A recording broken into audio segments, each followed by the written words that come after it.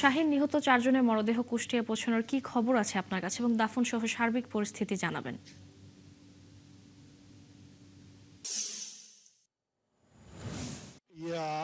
যে মরদেহের সঙ্গে আছে তাদের কাছ থেকে জানতে পেরেছি আমরা তারা 12 বাজার পর্যন্ত এসেছে এবং হয়তো 10টা নাগাদ কুষ্টিয়া এসে পৌঁছাবে।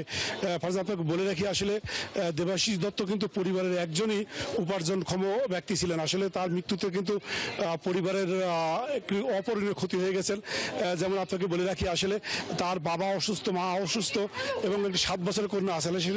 আসলে এই দিন বাকি দিনগুলো কেমন করে চলবে আসলে তার একমাত্র মামা আছে, আমি তার কাছে এটা জানতে চাচ্ছি। আমি সরকারের কাছে একটা বিনীতভাবে একটাই অনুরোধ, যেহেতু যা শেষ আমাদের হয়ে গেছে, তাদের এক মুঠ ডাল ভাত আর থাকার একটু জায়গা, মাথা গোঁজার একটু স্থায়ী যেন সরকার করে দেয়। মাননীয় প্রধানমন্ত্রীর কাছে আমার শেষ বিনীত নিবেদন, সেজন্য এই ব্যবস্থাটা করে দেয়।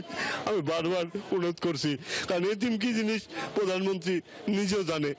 হ্যাঁ, তার চেয়ে ভালো কেউ জানে না, কারণ অল্প বয়সেই সে তার বাপকে হারিয়েছিল। মা থেকেও সে বিদেশ ছিল, কারণ যন্ত্রণা, মায়ের যন্ত্রণা আদৌ সে কোনোদিন পায়নি। তাই প্রধানমন্ত্রী তারেক রহমান খুব ভালোভাবেই জানে যে এতিমের কি। তাই 7 বছর দেবাশিসের 7 বছরের মেয়েটিকে মানুষ করার জন্য প্রধানমন্ত্রী যদি সহায় হন, তাহলে আমরা তার প্রতি সারা জীবন কৃতজ্ঞ, পরিবারের প্রতি থেকে সারা জীবন কৃতজ্ঞতা প্রকাশ থাকবো। ফারজানা, আপনি শুনছিলেন আসলে তার পরিবারের আকুতি।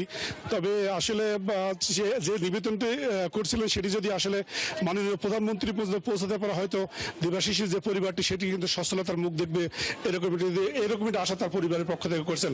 এবং যে মরদেহগুলো আসবে আসলে 2 ভাগে ভাগ হয়ে দুজনকে আসলে মহাশ্মশানে নিয়ে হবে এবং দুজনকে আসলে কুষ্টিয়া যে পৌর গোরস্থান আসে সেখানে আসলে দাফন করা হবে। শাহীন, আপনি থাকুন, পরবর্তী সংবাদ সংযোগে আমরা আবারও যুক্ত হব। দর্শক, কুষ্টিয়া থেকে যুক্ত হয়েছিলেন সহকর্মী শাহীন আলী।